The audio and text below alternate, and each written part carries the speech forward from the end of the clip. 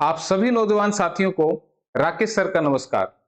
तो दोस्तों, आज मैं आपके लिए लेके आया हूं एस्टेट पीजीटी का कॉमन मैथ सेक्शन, जो आज 2 दिसंबर 2023 को इवनिंग शिफ्ट में हुआ था। इसमें जो क्वेश्चन पूछे गए थे, वो क्वेश्चन हमने जो अभी लास्ट कंप्लीट मैथ का रिवीजन किया है, उसमें से एज इट इज आए हुए हैं। कुछ क्वेश्चन ऐसे हैं जो मैंने पहले मैथ रामबाण क्लास पढ़ाई है उसमें से आए हैं, और एक आध क्वेश्चन ऐसा भी है जो वाकई में एक बढ़िया लेवल का क्वेश्चन था। ठीक है, तो कैसे क्वेश्चन थे, आप क्लास को जरूर देखिएगा ताकि आपको पता लगे कि जो कल हमारा एग्जाम होना है मॉर्निंग और इवनिंग शिफ्ट में टीजीटी का और पीआरटी का, उसमें किस तरह के क्वेश्चन जो है वो पूछे जाएंगे। घबराना नहीं है, बिल्कुल पेशेंस से पेपर करना है आपने। कुछ बातें मैं आपको बता दूं जो आपने याद रखनी है। पहली बात तो, जब आप कल एग्जाम देने जाएंगे तो आपके पास सेंटर कॉपी और कैंडिडेट कॉपी, एडमिट कार्ड की ये कलर्ड फोटो को आपके पास होनी चाहिए, कलर्ड होना चाहिए, ध्यान रखना एडमिट कार्ड। इसके अलावा आपको ब्लैक बॉल पेन लेके जाना है साथ में, जिससे आप ओएमआर शीट को फिल करेंगे। ठीक है, कुछ बच्चे देखा मैंने कि ब्लू पेन लेके भी गए थे, तो ब्लू नहीं लेके जाना, ब्लैक बॉल पेन लेके जाना है, जेल पेन भी नहीं लेना। इसके अलावा जब आप जाएंगे तो आपका जो रोल नंबर है वो अटेस्टेड होना चाहिए। कुछ सेंटर पे उसके लिए प्रॉब्लम क्रिएट कर रहे थे कि नहीं भाई पहले इसको अटेस्टेड करवा के लाओ, तो ध्यान रखना उसको अटेस्टेड जरूर करवा लें। ठीक है, तो अटेस्टेड होना चाहिए आपका रोल नंबर। इसके अलावा जब पेपर आप अटेम्प्ट करेंगे तो टाइम मैनेजमेंट का सबसे ज्यादा ध्यान रखना है, क्योंकि बच्चे जब बाहर आए तो कह रहे थे यार ये छूट गया वो छूट गया। तो क्यों छूटा वो, रीजन बिंग क्या कि आप टाइम मैनेजमेंट के साथ अगर पेपर नहीं करेंगे तो आपका एग्जाम रह जाएगा। तो टाइम मैनेजमेंट क्या, हर सेक्शन के लिए टाइम अलॉट करना। जैसे 20 से 25 मिनट आपने किसको देने हैं, साइकोलॉजी सेक्शन को देने हैं। 20 से 25 मिनट आपने जो है इंग्लिश और हिंदी वाले सेक्शन को देने हैं। तो 25-25 50 मिनट हो गए, और आधा घंटा देना है आपने जो सेक्शन जिसमें मैथ आता है, रीजनिंग आता है और हरियाणा जीके, क्योंकि वहां पे थोड़ा सा सोल्व करना पड़ता है। तो आधा घंटा वहां देंगे, तो 50 और हमारे 30 80 मिनट हो गए। बचे आपके 70 मिनट, क्योंकि 150 मिनट का आपका एग्जाम है, यानी कि 2.5 घंटे का एग्जाम है। तो बचे हुए 70 मिनट में आपने अपना सब्जेक्ट करना है 60 मिनट में, और जो बाकी के 10 मिनट बचेंगे उसको आपने यूटिलाइज करना है कि जो क्वेश्चन रह गए, ठीक है, उनको मार्क कर लेना कि ये रह गए हमारे, उनको फिर आपने बाद में देखना है। ठीक है, टाइम मैनेजमेंट से अगर आप चलोगे तो पेपर पूरा होगा। दूसरी बात, एक सेक्शन करने के बाद, जैसे साइकोलॉजी पूरा सेक्शन कर लिया, फिर उसको फिल करना है साथ के साथ ओएमआर में। इसी तरह से इंग्लिश हिंदी का सेक्शन करके फिल करना है। ठीक है, और इन केस अगर टाइम कम रह जाता है तो फिर क्या करना, एक पेज पूरा आपने सोल्व कर लिया, आंसर टिक कर दिया, फिर उसको ओएमआर में साथ के साथ भर देना। नहीं तो क्या होगा, पेपर पूरा हो चुका होगा लेकिन जब लास्ट टाइम होगा हड़बड़ाहट में कुछ तो गलत भरे जाएंगे और कुछ जो है वो भरे ही नहीं जाएंगे, इधर उधर जो है आप गड़बड़ कर सकते हैं। तो इसलिए इन बातों को ध्यान रखना अगर आपने पेपर सही करना है। ठीक है, तो ये चीजें आप ध्यान रख के चलें, और घड़ी सामने लगी होगी तो टाइम जैसे मैंने बताया वैसे मैनेज करके चलना। ठीक है, तो फिर पेपर में दिक्कत नहीं आएगी। और ऐसा मत करना एक सोल्व किया साथ के साथ भरने लग गए, उससे माइंड डाइवर्ट हो जाता है। ठीक है, आप या तो एक पूरा पेज कर लें, पूरे पेज के क्वेश्चन कर लें और फिर उन सबको एक ही बार में भर दें, या पूरा एक सेक्शन पूरा करके फिर उसको भर सकते हैं। ठीक है, तो चलो फिर क्लास को शुरू करते हैं। तो आज का जो फर्स्ट क्वेश्चन है वो आपके सामने स्क्रीन पर आ चुका है। क्वेश्चन क्या है, एक नाव 20 किलोमीटर दूरी को धारा की दिशा में 1 घंटे में तथा उसी दूरी को धारा की विपरीत दिशा में 2 घंटे में तय करती है, तो शांत जल में नाव की चाल क्या होगी। A boat goes 20 kilometers downstream in 1 hour and the same distance upstream in 2 hours. The speed of the boat in still water is. ध्यान दीजिएगा, यहाँ पे क्या पूछा है, चाल पूछी है। मैंने क्या समझाया था, जो पूछे उसका फार्मूला लिखो। स्पीड होता है डिस्टेंस अपॉन में टाइम, चाल होती है दूरी बटे में समय। ठीक है, तो एक नाव ने 20 किलोमीटर दूरी तय की धारा की दिशा में, और कितना समय लगा, 1 घंटा। तो दूरी होगी 20 किलोमीटर, समय हो गया 1 घंटा। ठीक है, और जब कोई नाव पानी के बहाव के साथ जाती है, जब कोई नाव पानी के बहाव के साथ जाती है तो स्पीड क्या होती है, x प्लस वाई, यानी कि नाव की स्पीड और पानी की स्पीड दोनों प्लस हो जाती है। क्लियर है, फिर कह रहा है उसी दूरी को धारा के विपरीत दिशा में 2 घंटे में तय करती है। तो उसी दूरी को यानी कि 20 किलोमीटर को 2 घंटे में तय कर रही है धारा के विपरीत, और जब धारा के विपरीत अगर नाव आती है तो नाव की और पानी की दोनों की स्पीड क्या हो जाती है, माइनस हो जाती है। ठीक है, इसको सोल्व करेंगे, ये 20 आएगा। इसको सोल्व करेंगे ये कट के 10 आएगा। ठीक है, तो अब आपके पास एक इक्वेशन है x प्लस वाई, एक इक्वेशन है x माइनस वाई। ठीक है, तो आपसे पूछ रहा है शांत जल में नाव की चाल। तो नाव की चाल यानी कि आपसे x की वैल्यू पूछी जा रही है। तो अगर मैथमेटिक्स में कहीं भी दो इक्वेशन ऐसे दिखे तो मैंने बताया था x की वैल्यू के लिए दोनों को प्लस करें और 2 से डिवाइड कर दें, तो 30/2 15 किलोमीटर प्रति घंटा, ये आएगा आपका आंसर। ठीक है, y पूछता तो y के लिए दोनों को माइनस कर दें और 2 से डिवाइड कर दें, तो फिर वो 5 आ जाएगा। क्लियर है, यहां तक ये बात समझ में आई? तो ये आपने करना था, तो answer option number 4 15 kilometre per hour.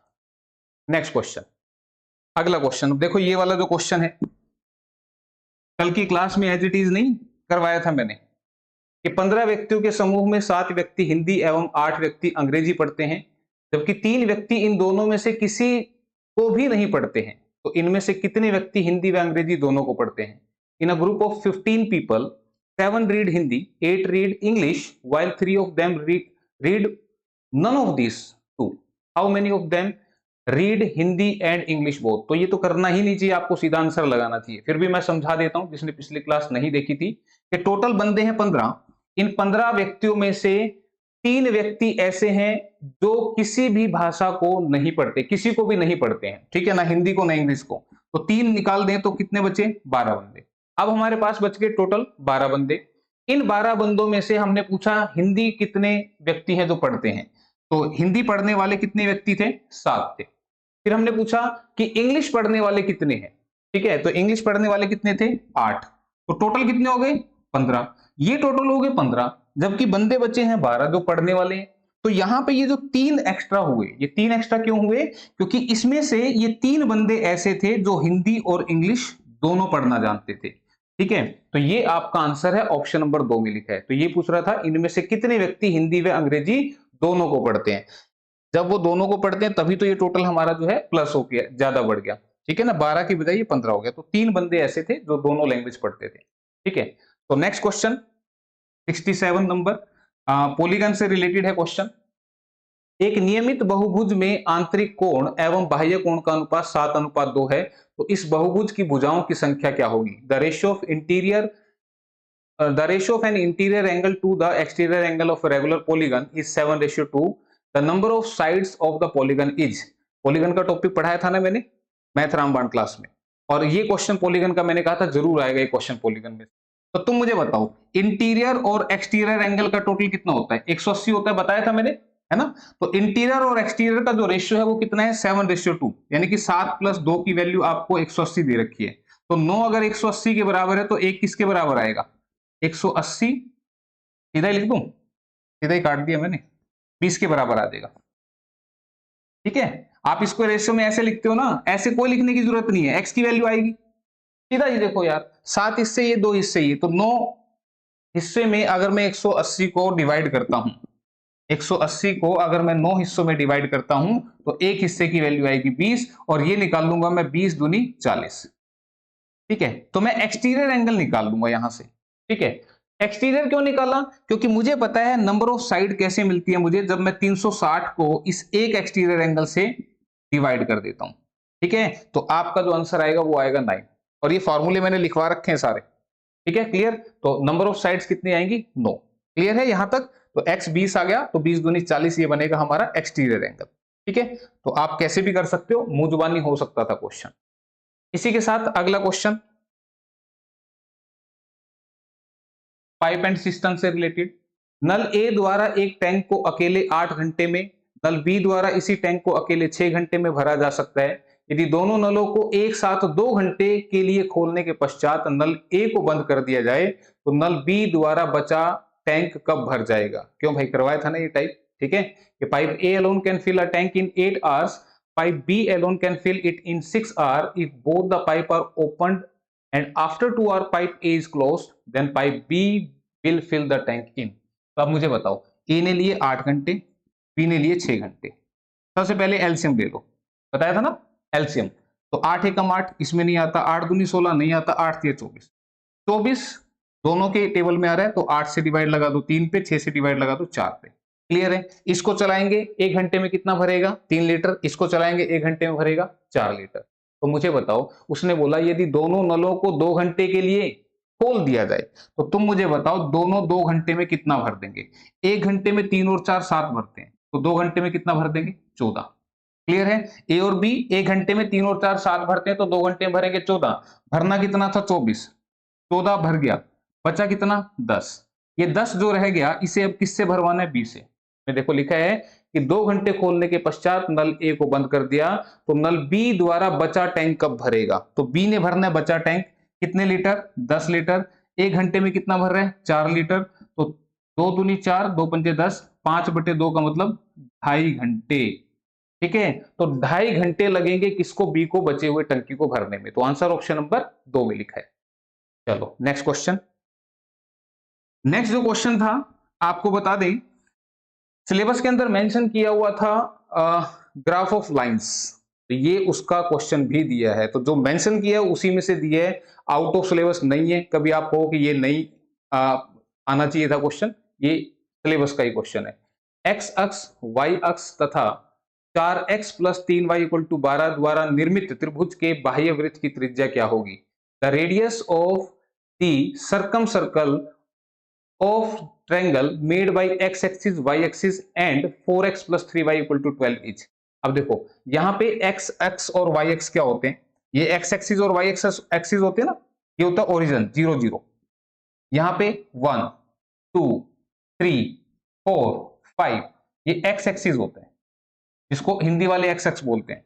इधर 1 2 3 4, इधर ये क्या होता है? दिस इज y एक्सिस, इसको y एक्स बोलते हैं। ठीक है, सिमिलरली इधर नेगेटिव x एक्सिस होता है, -1 -2 -3, इधर नेगेटिव y एक्सिस होता है। ठीक है, ये इस तरह से होता है। क्लियर?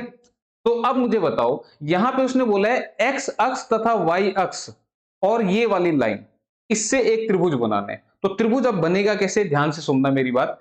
आपके पास जो इक्वेशन लाइन की दी रखी है 4x + 3y = 12, एक बार तो आप x को 0 पुट कर दो। जैसे x को 0 पुट करूंगा ये पूरा 0 हो जाएगा, और 3y 12 के बराबर आ गए, तो y की वैल्यू आएगी 3 से कट कर दो 4। क्या ये बात समझ में? फिर से एक बार y को 0 पुट कर दो, एक बार y को 0 पुट करूंगा ये 0 हो जाएगा। 4x 12 के बराबर, तो x किसके बराबर आएगा? 12/4 यानी कि 3 के बराबर। ठीक है, तो ये आपके पास वैल्यू आ गई जिन्हें ग्राफ पे प्लॉट करना है। अगर x 0 है तो y की वैल्यू 4 है, x की वैल्यू 0 तो y 4 कहां होगा? यहां पे। इस लाइन पे y की वैल्यू x की वैल्यू 0 होती है। ध्यान रखना, इस लाइन पे, ये y वाली लाइन है ना, तो इस पे x की वैल्यू 0 होती है। ये x वाली लाइन है, इस पे y की वैल्यू 0 होती है। तो अगर मैं y को 0 ले लूं, x को 3 लेना पड़ेगा। तो ये वाला पॉइंट जो है, यहां पे ये पॉइंट है x3 y0, ऐसे लिखते हैं पॉइंट्स को, ये x3 y0। और ये वाला पॉइंट क्या है? x0 y4। ठीक है, तो ये हमने बना दिया इस तरीके से। क्लियर है? तो ये बन गया हमारा ट्रायंगल, एक्स एक्सिस के साथ और वाई एक्सिस के साथ। तो यहां पे पूछ रहा था बाह्य वृत्त की त्रिज्या, यानी कि अब यहां से मैं अगर एक वृत्त बनाऊं ऐसे ट्रायंगल के बाहर की ओर, तो इस वृत्त का रेडियस कितना होगा? इसका रेडियस कितना होगा? याद करो, मैंने तुम्हें कंसेप्ट सिखाया था रामबाण में, मैथ रामबाण क्लास, वैसे ही नहीं रामबाण थी वो, वाकई में रामबाण थी। वहां पे मैंने तुम्हें सेंटर ऑफ ट्रायंगल बताए थे ना। तो सेंटर ऑफ ट्रायंगल में मैंने कहा था, जब ऐसे हमारे ट्रायंगल है राइट एंगल, तो यहाँ पे जो हाइपोटेन्यूज होगा उसका हाफ कर देंगे तो वो रेडियस आ जाएगा इसका, हाइपोटेन्यूज का हाफ कर देंगे। अब हाइपोटेन्यूज कैसे निकलेगा? ये साइड कितनी है? 3, ये साइड कितनी है? 4। क्यों भाई, कैसे पता लग रहा है? अरे भाई, यहां से यहां तक ये 4 सेंटीमीटर है, यहां से यहां तक ये 3 सेंटीमीटर है, तो 3 4 5 का क्या होता है? ट्रिपलेट होता है। तो ये 3 ये 4 तो ये 5 आ गई, तो रेडियस कितना आएगा? 5 का आधा, 5 का आधा यानी कि 2.5 सेंटीमीटर। तो 2.5 इकाई, सेंटीमीटर मीटर की जगह यहाँ पे यूनिट वर्ड का इस्तेमाल किया गया, तो 2.5 इकाई, इकाई का मतलब metre centimetre whatever it be. तो ये कंसेप्ट आपको मैंने बताया था, सिखाया था। राइट एंगल ट्रायंगल के ट्रिपलेट बताए थे, जिसको नहीं याद वो ऐसे करेगा फिर 3 का स्क्वायर + 4 का स्क्वायर = सबसे बड़ी साइड, सबसे बड़ी साइड होती है हाइपोटेन्यूज। ठीक है, इसका हाफ कर देंगे, याद देगा। क्लियर? तो पढ़ाया हुआ तो आया है, ऐसी बात नहीं कि पढ़ाया हुआ नहीं आया।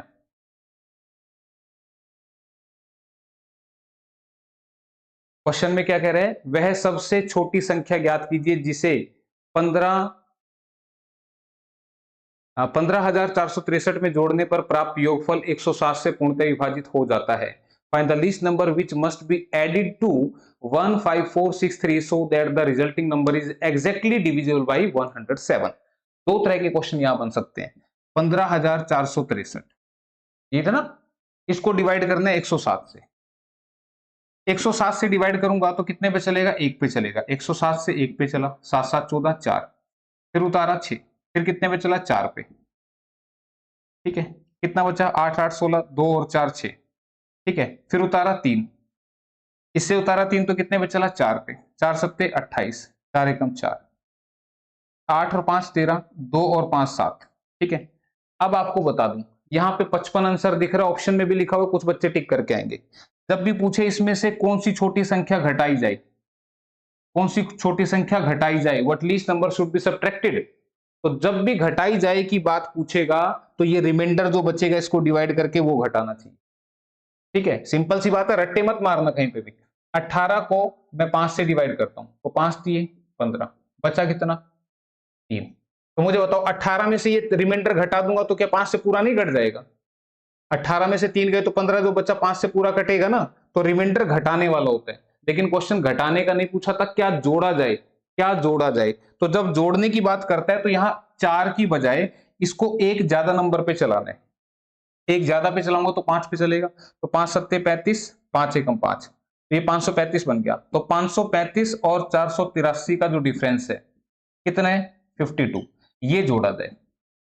तो दो क्वेश्चन मैंने तुम्हें बताए हैं, ध्यान रखना। तो 52 जोड़ा जाए, answer option number 1।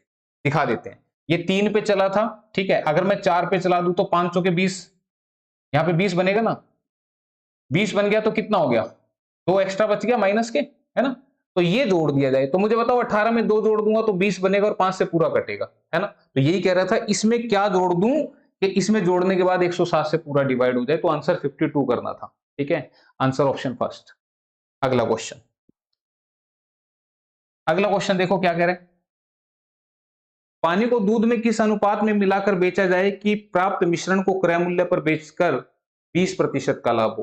What proportion of water must be added to milk to gain 20% by selling it at the cost price? अगर ऐसा क्वेश्चन आ जाए ना कि पानी को दूध में मिलाना है, ठीक है, पानी को दूध में मिलाना है और मिश्रण को बेचकर 20% का प्रॉफिट होना चाहिए, तो 20% क्या होता है? 20 बटे में 100। इसको कट कर दो, कितना बनेगा? 1/5। इस परसेंट, जो भी परसेंटेज दे रखा है उसको सोल्व कर दो, और जो आएगा उसमें नीचे वाला पोर्शन मिल्क है, ऊपर वाला पोर्शन वाटर है। तो क्या कह रहा था, उसने पूछा था पानी को दूध में, तो पानी क्या है? 1, दूध कितना है? 5, तो 1:5, ऑप्शन नंबर 1 आंसर बनेगा। क्लियर है? यहां पे जो भी बोले, अगर यहां 20% की जगह बोलता 16 सही 2/3%। एक, पानी को दूध में किस अनुपात में मिलाए कि मिश्रण को खरीदने वाले रेट पे बेचने से इतने परसेंट का प्रॉफिट हो। तो आपने क्या करना है, इसका फ्रैक्शन बनाना है। 16 3 48 और 2 50/3, परसेंटेज के नाम का 100, कितना बन गया? 1/6। 1/6 तो मिल्क है 6, 1 है पानी। बस जो भी परसेंटेज है उसका फ्रैक्शन बना दो, आंसर आ जाएगा। ठीक, क्लियर। अगला क्वेश्चन, नेक्स्ट क्वेश्चन देखिए। एक निश्चित राशि का 4% वार्षिक दर पर 2 वर्षों के लिए चक्रवृद्धि ब्याज एवं सरल ब्याज का अनुपात क्या होगा? The ratio of compound interest and simple interest on a certain sum at the rate of 4% per annum for 2 years is। अब देखो, ये वाली टाइप भी कल बताई थी, याद करो क्या बताया था मैंने। मैंने एक ऐसा क्वेश्चन आया था तो ये चीज सिखाई थी तुम्हें, और मैंने कहा था ये पूरा ही आपका सीआई होता है। ठीक है, एक्स कितना ले लें? 4, वाई कितना ले लें? 4, तो पूरा ही आपका है सीआई, जिसमें से ये है आपका एसआई। तो सीआई क्या बनेगा? देखो, 4 जमा 4 जमा 4 गुना 4/100, कितना बन गया? 8 जमा 16/100 यानी कि 8.16, 16/100 0.16 आएगा। तो इतना तो बन गया हमारा सीआई, ये आ गया सीआई। एसआई क्या बनेगा? एसआई के लिए सिर्फ ये पहले दो लेते हैं, यानी कि 4 जमा 4 यानी कि 8। ठीक है, तो ये मैंने सिखाया था आपको। तो पूछ रहे चक्रवृद्धि ब्याज और सरल ब्याज का अनुपात, तो सीआई और एसआई का रेशियो, तो ये है 8.16, ये है 8, पॉइंट हटाऊंगा तो 100 लगेगा, ये 100 इधर चला जाएगा, ये 816 बन गया, ये 800 बन गया। ठीक है, क्रॉस मल्टीप्लाई कर दी, इसको काट देते हैं। 4 दूनी 8, 0 4 चौके 16, 4 दूनी 8 0 0, फिर से 4 पंजे 20, 4 एकम 4, 4 से 50 पे, तो आंसर कितना बन गया यहाँ पे? 5150। 51-50। ठीक है, ऑप्शन नंबर 3 क्लियर है। हाँ, ये वाला क्वेश्चन देखो, ये आपका किसका है, पार्टनरशिप का है, साझेदारी का है। ठीक है, और स्पेशली मेंशन भी कर रखा उन्होंने पार्टनरशिप को। ठीक है, तो क्वेश्चन भी दिया है, यदि ए, बी तथा सी ने 7/2 अनुपात 4/3 अनुपात 6/5 के अनुपात में पूंजी लगाकर एक व्यापार प्रारंभ किया, 4 माह पश्चात ए ने अपनी पूंजी का 50% बढ़ा दिया, यदि वर्ष के अंत में कुल 21,600 रुपए का लाभ हुआ हो तो इस लाभ में से बी का हिस्सा कितना होगा। If A, B and C enter into a partnership with share in the ratio, this after 4 months, A increase his share by 50%. If the total profit at the end of 1 year be rupees 21600, then B's share in the profit is। अब देखो, इस पूरे topic का concept बता रहा हूं क्या, कि जो प्रॉफिट होगा वो किस पे डिपेंड करेगा, कौन कितनी अमाउंट को कितने टाइम के लिए इन्वेस्ट कर रहा है। बस ये है पूरे टॉपिक का कंसेप्ट, कि लाभ होगा जो पूंजी है और उस समय के प्रोडक्ट के ऊपर, इस पे डिपेंड करेगा। तो अब सबसे पहले तो जो एबीसी ने लगाई है पूंजी, उसको आपने सीधा रेशियो में बनाना है, 7/2, 4/3 और तीसरा कितना है, 6/5। इसको एक सीधा रेशियो बना लो। सीधा रेशियो कैसे बनेगा, इसके एलसीएम से मल्टीप्लाई करो। ये एबीसी है, ठीक है, तो एलसीएम कितना आ रहा है, 5 × 15 × 30। 30 से सभी को पहले मल्टीप्लाई करो। ठीक है, तो 2 से काटा 15 पे, 15 सत्ते 105, 3 से कटा 10 पे, 10 चौके 40 और 5 से कटा 6 पे, 6 छीके 36। तो सबसे पहले इस रेशियो को आपने ऐसा सीधा बनाना है। इसका मतलब ए ने इन्वेस्ट किए 105 रुपए, बी ने किए 40 रुपए, सी ने किए 36 रुपए। ठीक है, अब मैं थोड़ा सा यहां लिख के दिखा रहा हूं। अब ए के बारे में क्या कह रहे हैं, कह रहे हैं ए ने 4 महीने के पश्चात पूंजी में 50% बढ़ा दिया। तो ए ने लगाए कितने थे, 105 रुपए लगाए थे। ये 105 रुपए 4 महीने तक चले। देखो, ए की अमाउंट और ए का टाइम, ये लिख दिया मैंने। ये 105 रुपए 4 महीने तक चले, फिर इसने क्या किया, 50% बढ़ा दिया। तो तुम मुझे बताओ, 105 का 50%, 50% निकाल लोगे ना, तुम ऐसे निकालते हो 50%, ऐसे निकाल लेना, देख लेना कैलकुलेट करके। मैं थोड़ा सा प्रैक्टिकल सी बात करता हूं कि भाई 105 का 50% क्या होगा, 52.5।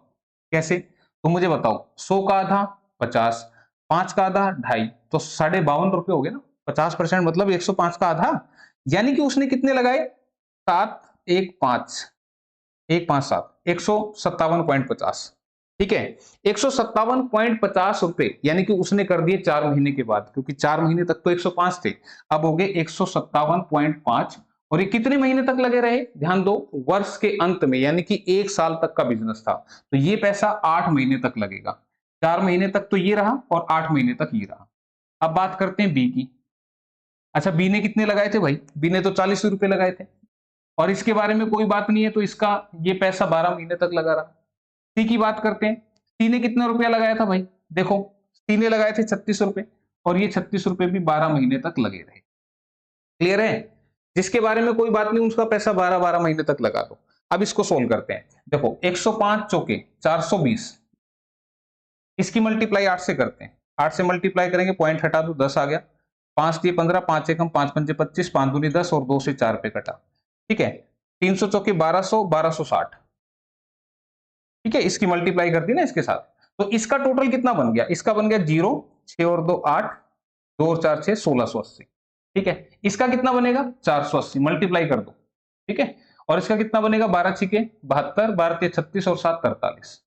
ठीक है, तो अब ये वैल्यू कट रही है, तो काट देते हैं। देखो कैसे, ये कट रहा है, 16 से कट रही है सारी वैल्यू भाई। आप छोटे नंबर से काट के भी आ सकते हो। 16 एकम 16, 16 0, 16 पंजे 80, 16 30 पे कटेगा, 16 दूनी 32 और 16 सत्ते 112। ठीक है, फिर 3 पे कट रहा है, 3 3 9, 3 पंजे 15, 3 से 10 पे कटेगा, 3 से 9 पे कटेगा, और फाइनली आपको मिलेगा रेशियो किसका, प्रॉफिट का। इसका रेशियो मिल गया प्रॉफिट का, विच इज 35 10 9, यानी कि 35 इससे प्रॉफिट में से ये लेगा, 10 ये लेगा और 9 ये लेगा। ठीक है, तो अब यहां पे टोटल प्रॉफिट था कितना, 21,600। 21,600 का जो प्रॉफिट है, इसमें से 35 ये लेगा, 10 ये लेगा, 45, 45 और 9 कितना बन गया, 45 9 54। ठीक है, 54 हिस्से अगर मैं इसके कर देता हूं, तो 54 से अगर मैं काटूंगा तो 400 पे पूरा पूरा कट रहा है, ठीक है, 400 के 16, 400 पे पूरा कट रहा है, तो एक हिस्से की वैल्यू 400 है, तो पूछ रहा था बी का हिस्सा क्या होगा, तो बी के हिस्से के लिए 400 से मल्टीप्लाई कर दो, तो आंसर बनेगा 4000। 4000, 4000 अब देखते हैं कहीं ऑप्शन में लिखा है भाई, बिल्कुल लिखा है, ऑप्शन नंबर 3 में लिखा हुआ है। ठीक है, तो ये कंसेप्ट है जो मैंने आपको सिखाया।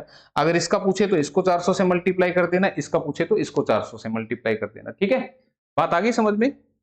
चलो, ये कंसेप्ट है, इससे बाहर नहीं जाएगा, और स्पेशली मेंशन कर रखा था ये टॉपिक भी, ध्यान रखना, उन्होंने बोला हुआ था इस टॉपिक के बारे में।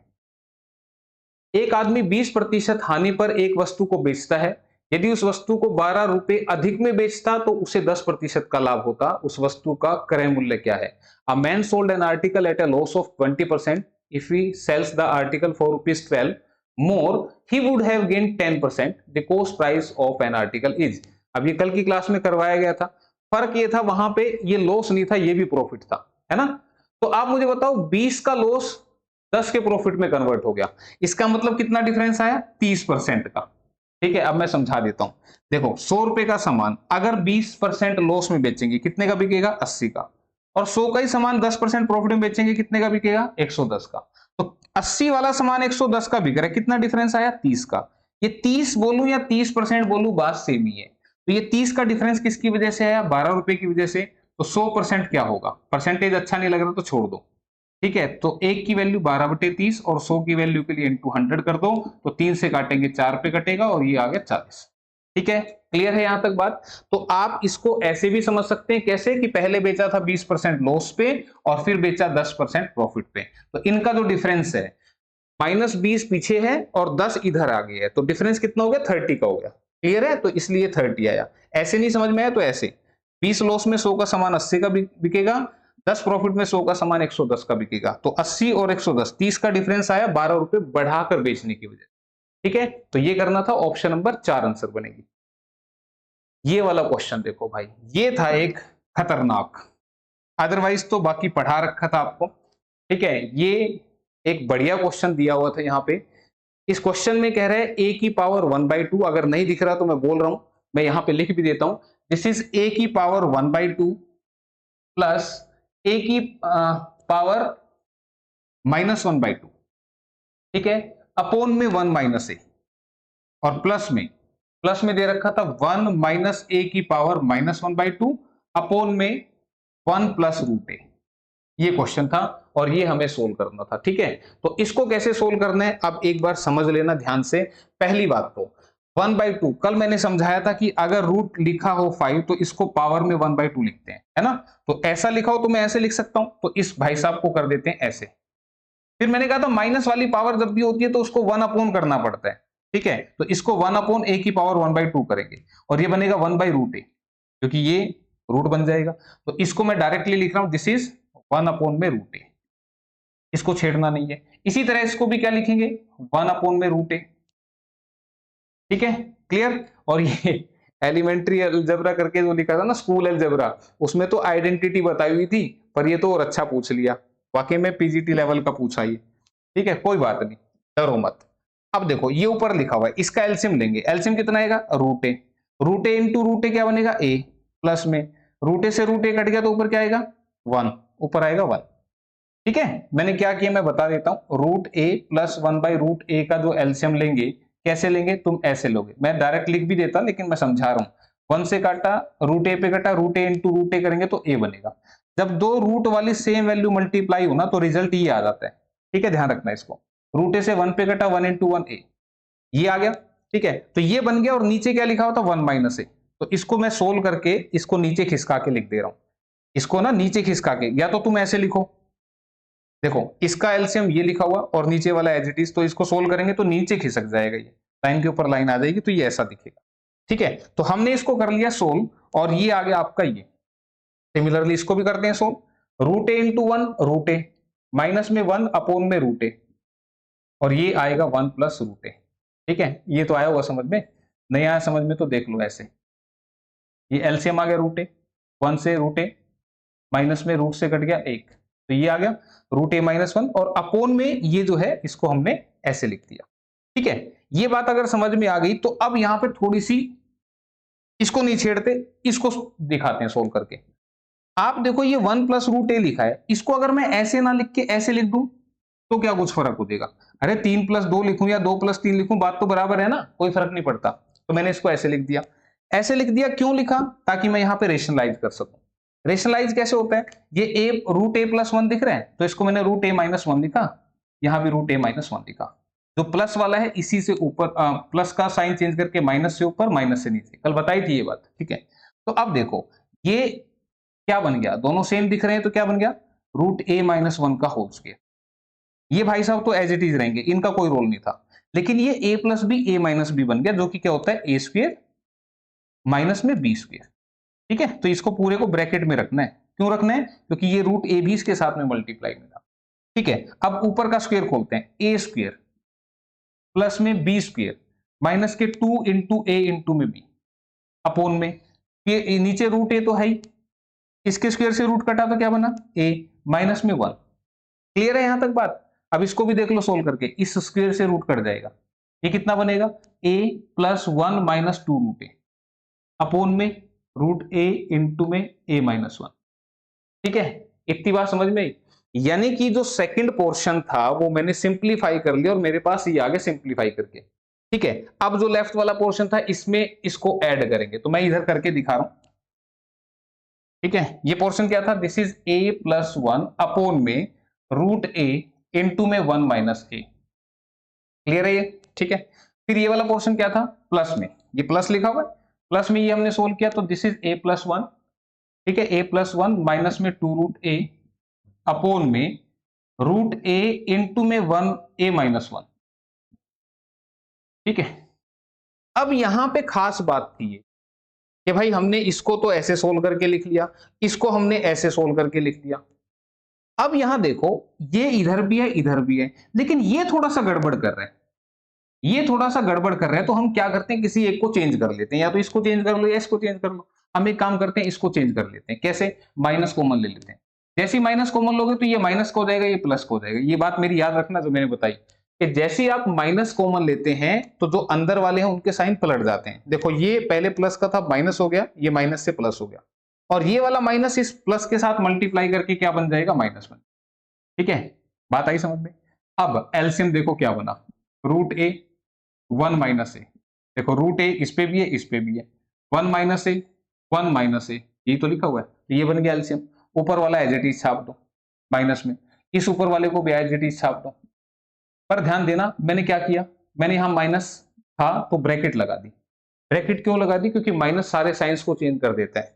ठीक है, माइनस जो है इस ब्रैकेट को खोलूंगा तो सारे साइन को बदल देगा, इसलिए मैंने माइनस के साथ लिखा। ठीक है, तो अब ये बन गया a प्लस 1। आप डायरेक्टली भी लिख सकते थे, माइनस का a, इस माइनस से ये माइनस का 1 और इस माइनस से ये प्लस का 2 रूट ए अपोन में क्या है, रूट ए इंटू 1 माइनस ए। ठीक है, अब देखो ये प्लस का ये माइनस का कट गया कि नहीं कट गया?